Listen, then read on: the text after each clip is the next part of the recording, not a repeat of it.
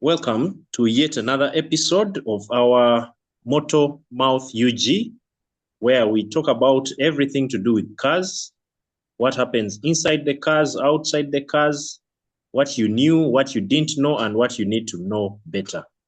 Today we have an interesting topic, fuel systems.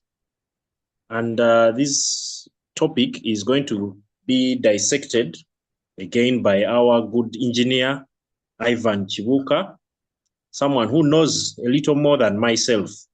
He is here to help me and you understand these things better. Welcome, Ivan. Yes, thank you, Alan.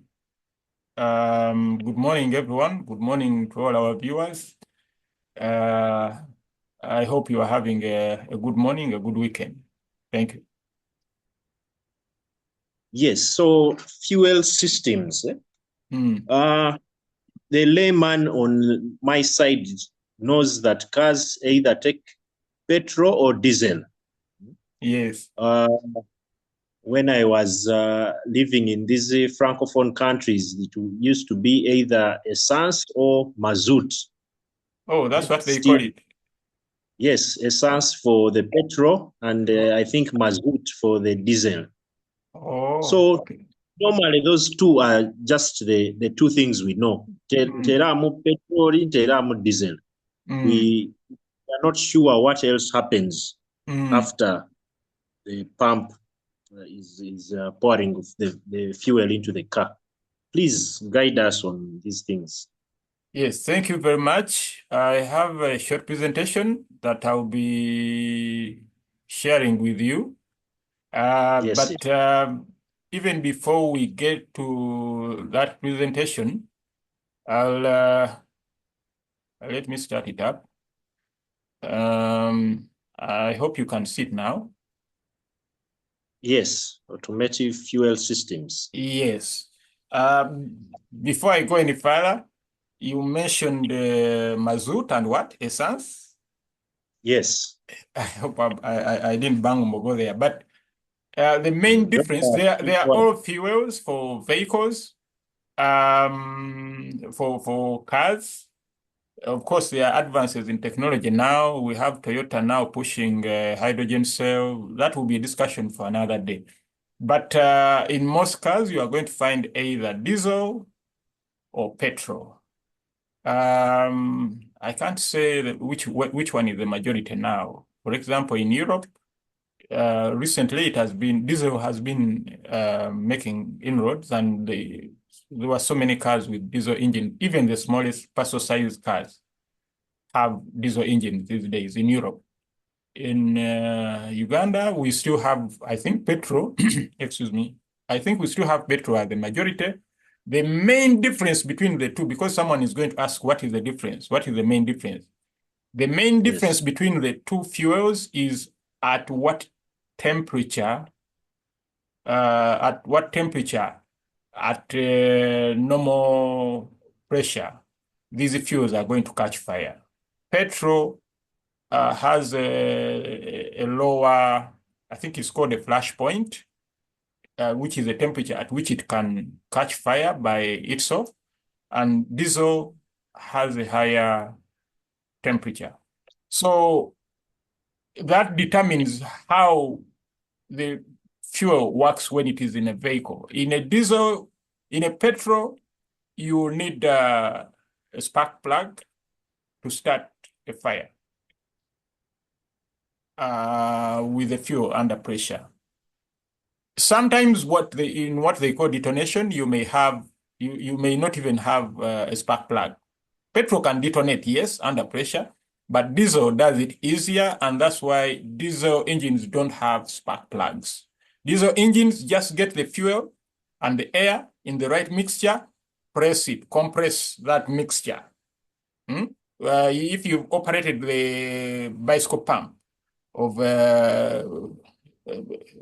if you've owned a tire on a bicycle, for example, and you have a tire pressure pump, when you operate it, when you push it, do you realize the pump gets hot when you compress the gas? And when you release it, it gets cold. So that is what is happening with the diesel engines. During the compression of the air in the compression stroke, the temperature goes high enough to ignite the air diesel mixture spontaneously without requiring a spark plug. In diesels, typically because the compression ratios are lower, you are going to have to require a spark plug. But sometimes, as happens when detonation happens, when they say the engine is knocking, usually that happens when the petrol is igniting before the spark is introduced. Even petrol can do it in the right circumstances, but diesel does it easier. So that's the main difference between the two fuels. Of course, diesel is much more naturally, because of its contents, it is much more efficient. It generates much more power than petrol. So that's why diesel engines are more efficient than petrol ones. If you drive both, if you switch from a diesel to a petrol, you feel even the most powerful petrol, you feel as if it doesn't have the power a modern common rail diesel engine has. Old diesel engines tended to be sluggish in the RPMs climbing and delivering the power. But in newer ones, when you drive them and then you go back to a petrol, even one with a turbo, you feel, yeah, the diesels are, when you are sold on diesel, well, a person like me, it's hard to have so much faith in petrol nowadays as regards to power. Petrol has its advantages, which we can discuss another day. Today, I just wanted to discuss these fuel systems in the form in which they appear in vehicles. So we have what we call the air-fuel mixture. You heard me talking about it earlier. Especially for fuel, the ideal air-fuel mixture has been discovered to be in a ratio of 14.7 to 1 by mass. What I mean is having, say, 14.7 grams of air to 1 gram of fuel. That is the ideal air-fuel mixture. So the manufacturers try to aim for this mix. They try to mix for every 1 kilo of petrol. They try to aim to have it mixed by 14.7 kilos of air. Now, 14.7 kilos of air is a lot of air. You get, because the air is quite light. It's not like fuel. So 1 kilo of petrol could be roughly 1 liter of petrol, but to mix it with 14.7 kilos of air, that would be a lot of air that is ingested by the engine. So this is not a ratio compared by volume, it is by mass. That's why you now understand that to mix 1 liter of petrol, you are going to need a lot of air, in short. So this is the theoretical amount of air that is required to completely burn the fuel. And this assumes that everything is ideal, everything is there, the air is very available. You know, there is no restriction on the air, there is no restriction on how the fuel gets to the cylinder. In reality, in practice, one of the things that affect engine efficiencies is how all these components arrive in the cylinder and how the explosion happens to get the power out of the engine. So those are the limitations, because you have to control how the air enters. Now you have to restrict it. But in theory, if you did not restrict it, you'd get the ideal ratio of 14.7 very easily. Still, even with those constraints, the designers of the engine try to make sure that they get as close as possible to the ideal mixture and keep it there. They do get it, but usually that is when the engine has warmed up. For cold starting, usually the mixture is richer, and the reason for that is to warm up the engine a little bit faster to get to normal operating temperature. By the way, there is no problem with the engine warming up or heating until it gets to normal operating temperature. Most people don't know this, but engines are made to operate at an optimum temperature of just under 100 degrees centigrade. So people who put thermostats in cars to try to reduce the temperatures, you are ruining the engine slowly by slowly, because the engines are made of different materials. The cylinder head can be a different material, maybe aluminum. The engine block is steel. The pistons are different alloys, and they are designed to meet each other properly, to be very efficient in operation at about 95, 98 degrees. So when you lower the temperature, one material is going to contract more than the other, and then you start having them, rubbing against each other in ways they shouldn't be. So that is another topic for another day. Removal of thermostats from cars, not good for that very reason. So now I'll go back to cold starting. The idea is to make the mixture reach quickly, to enable the temperature of the engine to reach the normal operating temperature very quickly, and then let the cooling system take over from there to make sure the temperature doesn't go beyond 100 degrees, beyond the boiling point of water. Now, under load and acceleration, of course, you need a lot of power, so the mixture is going to be rich. It's going to be, the mixture requirement is going to be rich. But at cruise or light loads, when you are in a way just going at 90 kilometers an hour and you are not changing speeds, you are not accelerating or decelerating, they will try to keep the fuel mixture. The computer will try to keep the fuel mixture at the ideal, which is 14.7 to 1, and also at idle, when you're idling, say, in traffic. But somebody is going to ask, how does the computer know how to do all this? It comes down to the oxygen sensor. That is the function of the oxygen sensor in the exhaust pipe. It tells the computer how much oxygen or fuel is being delivered in the entire system. It is at the end of the cycle, but it gives feedback. And that's why the oxygen sensor, I'll discuss this in the future. That's why the oxygen sensor is very, very important in maintaining the air fuel mixture. And that's why when you have issues with oxygen sensors, sometimes they call them air lambda or air fuel ratio sensors. If you have issues with them, you are going to have issues with the operation of the engine. Sometimes even engines cut out because of a bad oxygen sensor. Or sometimes you have you have excessive consumption, or sometimes you have the engine running very poorly. Now, there is also something called overrun, where the fuel mixture is very, very weak. And most times it's not just weak. Most times the computer cuts off fuel totally. For example, if you're going down a hill and you are in D and you take the foot off the gas pedal, the computer can see you've taken your foot off the gas pedal, so you don't need to accelerate any further. And then it can see the transmission is now driving the engine. The momentum from the wheels, because you are going downhill, is pushing the transmission to transfer kinetic energy to the engine.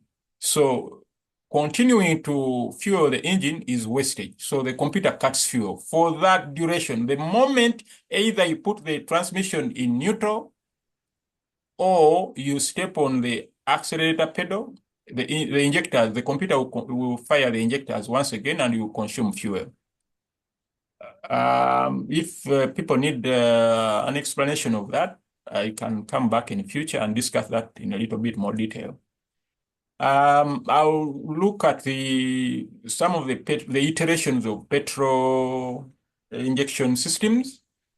We have some early systems from the late 80s and sometimes early 90s from European brands, mostly European brands, where you had one mechanical injector that would operate in sequence and push fuel to the manifolds, to the intake manifold runners of the different cylinders. So you'd have something like a nozzle here. I don't know if you can see my cursor. You'd have a nozzle on the manifold runner for each cylinder. But Yes. that nozzle would open under pressure, and that pressure would be delivered by this mechanical pump. You'd see fuel coming in one pipe from the tank, but the outlet are 4 pipes, which now come down to these valves. They would pop open, when the pressure was right from this pump here. And then the air would be, the fuel would be directed as a jet into the fuel, into the air that is on its way to the cylinder. And then it would be delivered to the cylinder that way.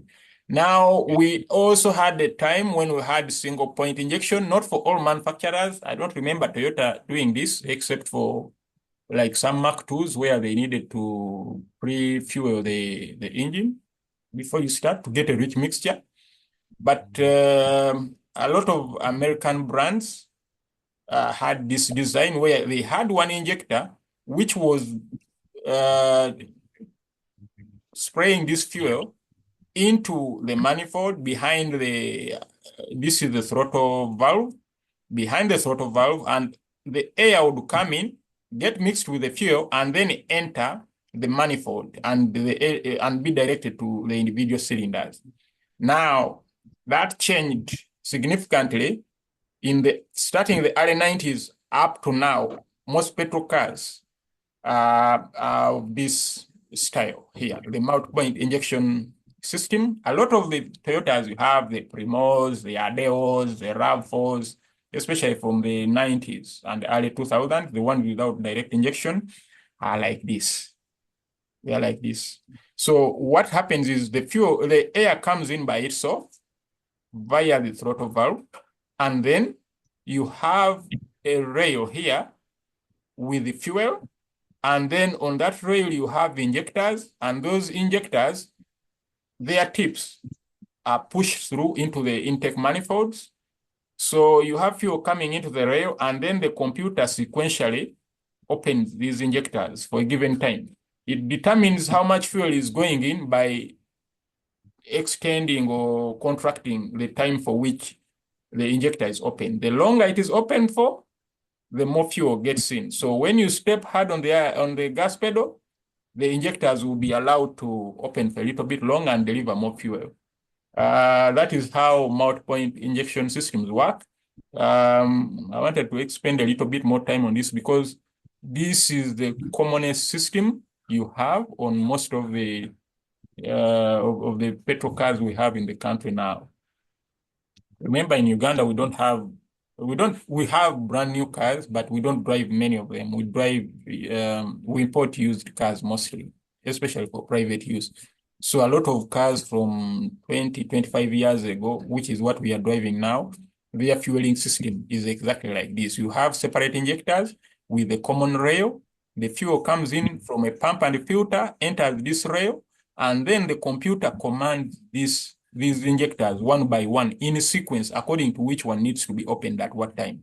And then the fuel goes to the particular injectors, particular cylinders. If you have 6 cylinders, you are going to get 6 injectors. If you have 8 cylinders, you are going to get 8 injectors, and so on. Whereas in this earlier system, you would have 1 injector for all of them. I hope the difference is clear, Alan. Yes, yes. Yes. Now, here is a little schematic of an average multi-point petrol injection system, a typical one.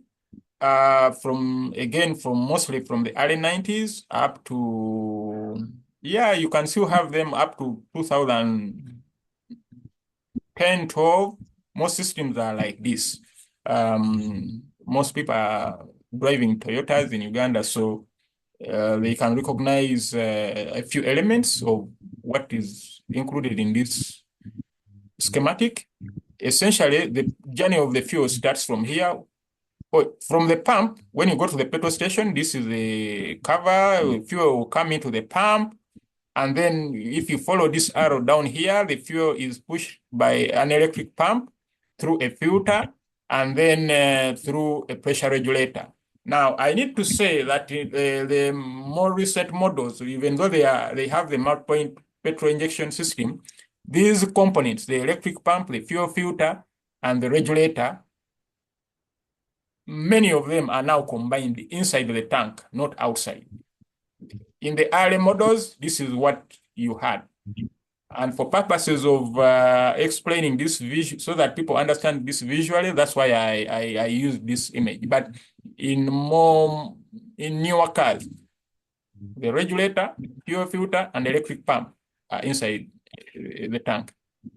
That's why sometimes when you have a faulty electric pump in the tank, usually it costs a lot of money because you are now just not going to change only the electric pump. You are just going to change the entire module. They call it a module with the fuel filter and regulator. And sometimes they even sensors and gauges, or the gauge that shows you the level of fuel left in your tank has to have a sensor in the tank. So usually it comes as a complete module. So when one component fails, you have to buy the entire module. Sometimes it gets expensive. Anyway, after the fuel pressure is regulated, you have the fuel continuing to the injector now, and it waits for a command.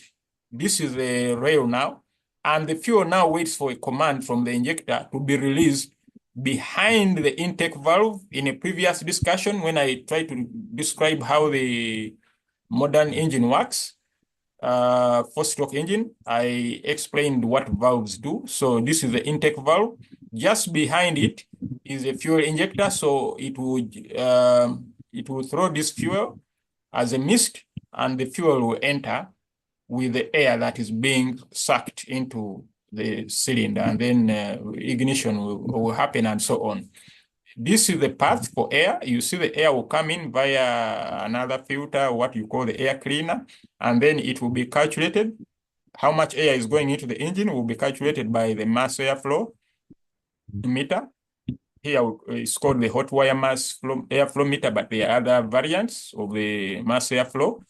And then the air will pass this, your accelerator pedal, if you have the old style with the cable, it will be opening this valve so that the engine RPMs go up. But in the modern ones, the computer is the one that does the control for this. Now, this is the electronic control unit, aka engine computer, this one. So what you see, the arrows going in means those are sensors sending signals for the computer. After the computer does its job of computing, it sends out signals to actuate components that will allow the engine to run. For example, you see this outward arrow is going to the injector. Another outward arrow here is going to the idle speed actuator. When you take your foot off the gas pedal, the computer has to keep the engine running, so it lets a bypass. Whereas when you take the foot off the gas pedal, the throttle is closing. It needs a bypass to keep the engine running until you step on the gas pedal again. And that idle speed actuator is controlled by the computer. Make sure the engine doesn't die off. And now here is our lambda sensor. The oxygen sensor is an input into the computer to determine how much fuel the computer is commanding the injectors to dish to the engine. I've tried to go briefly through the system. Oh, there is also the temperature sensor here, which is very important. The fueling is different. When you have just started the car at 20 degrees centigrade, maybe the engine has not been running for a day or an entire night, the engine is cold. So remember I told you the mixture when the engine is cold is richer. So the temperature sensor on the engine block tells the computer what temperature the engine is at. So the colder the engine is, the higher the fuel level, the fuel amount that the computer is going to command to go into that engine to warm the engine up.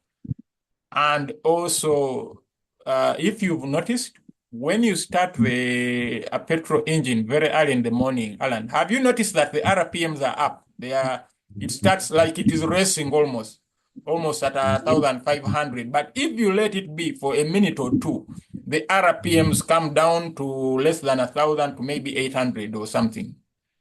And it is the reason, it is the computer changing that RPM because of the readings of the temperature sensor. As the engine warms up, the computer responds by cutting the amount of fuel going into the engine, and that changes the RPM. I don't know if that is clear.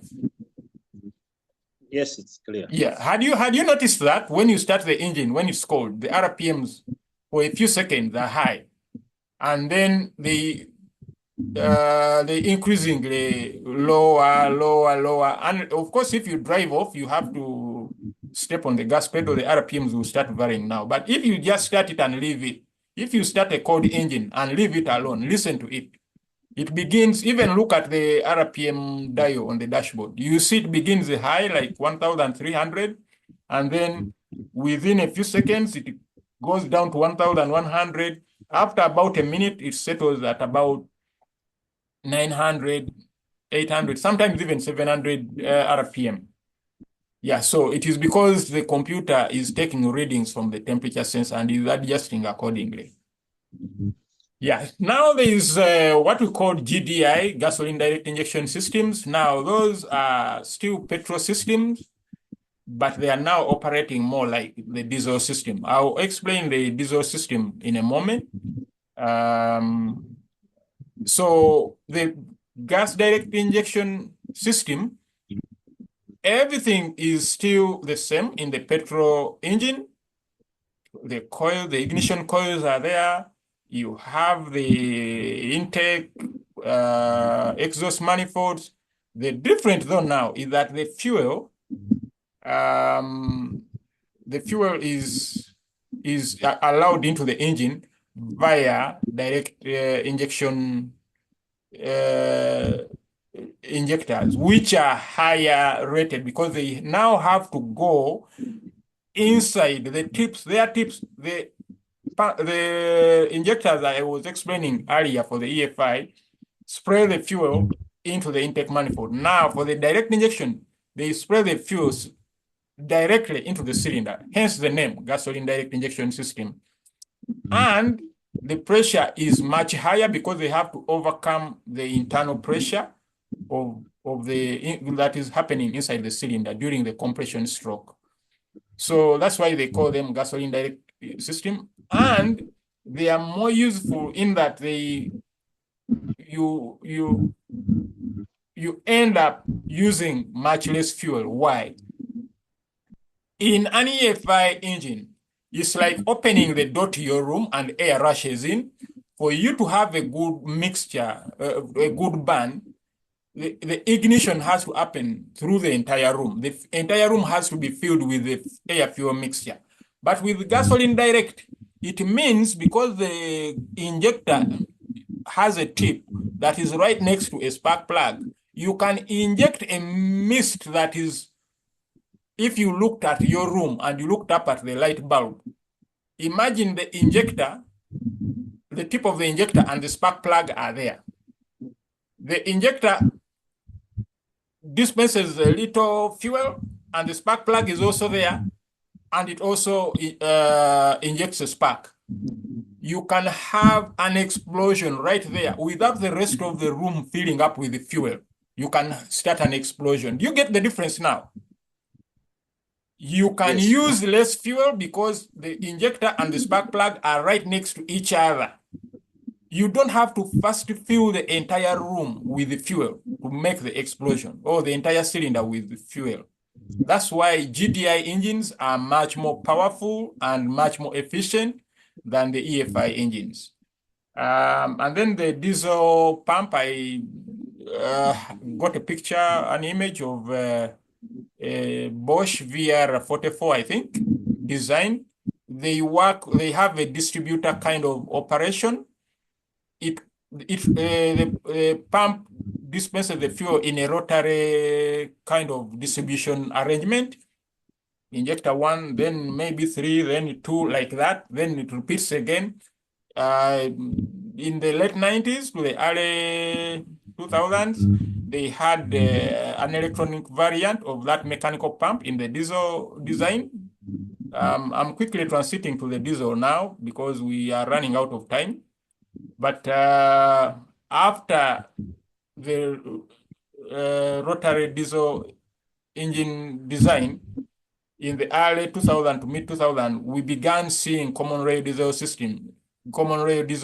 Now these operate very much like the GDI system for the petrol that I've just described, with the exception that, of course, in the diesel, there is no spark plug. So you have the fuel coming in like that through a filter, and then it goes to this mechanical pump, the item number 3, component number 3, and then it goes to the common rail, which is the component number 4. And from there, the injectors get the fuel directly from the rail. The rail is shared. That's why it's called the common rail. It's shared between the injectors. Whereas in the previous arrangement, each injector was receiving its fuel separately from the pump. Here, the rail means the fuel source for all the injectors is the same, and then it is controlled. The injection of the fuel is again controlled by the computer. You still have the mass airflow in there. You still have the accelerator pedal position sensor. And the other difference between petrol engines and diesel engines is that the throttle in the except for new systems like the Vanos system on the BMW and the Valvomatic on Toyota, in the normal older EFI engines, the engine speed is controlled mostly by the throttle, the position of the throttle, opening or closing. In the diesel, the throttle is open all the time, and all that happens is the computer changes how much fuel is going in. Otherwise, the throttle is wide open. Diesel engines have throttles, yes, throttle valves, but they only come in to make the engine stopping much less violent. You know, all the diesel engines, when you turned off the engine, it would make a lot of noise, and then yeah. So in the newer diesel engines, they still use the throttle valve just for that to make sure when you turn the switch off, the engine just closes. And also for EGR purposes, which I'm not going to discuss now. Yeah, thank you very much for that. We have, I think, about 4 minutes left. So I don't know if you have any comments or questions regarding that short description. I know I've tried to rush through, but we don't want to keep our listeners bored with long explanations. The question that I have that came to mind immediately, yes, was this concern I used to have.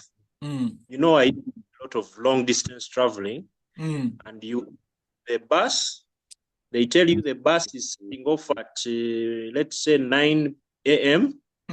But 6 a.m. the engine is running, and I used to think, how much fuel are they wasting by just turning on the engine and waiting for passengers to board, to the luggage to be loaded.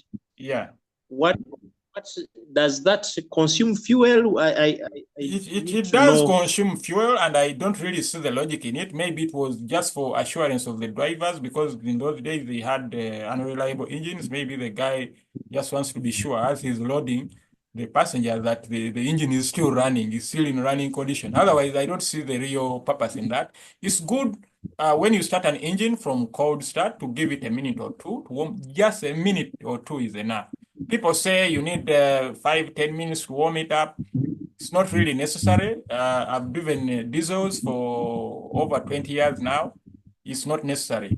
As a matter of fact, when I travel in the US and Canada, I've noticed in their bus station, in the Greyhound bus station, they have strict instructions to the drivers to keep the engine switched off until you are departing. They even load you up first and then start the engine and then depart, especially because those bus parks are underground. Even if they're on the street, there are strict instructions not to run the engine anyhow. So I just don't understand the logic. I know the observation you're talking about. I noticed it myself, that it consumes the fuel. Of course, it consumes much less fuel than when you're on the road and you are climbing the road. I just don't see the purpose. Maybe the other issue is in commercial vehicles, they use air systems for braking, and sometimes when you stop the engine, the tanks leak, and then when you start the engine, you may need a few minutes for the pressure to rise up again to be able to move to start the vehicle. An engine, a truck. I used to drive trucks in the UK.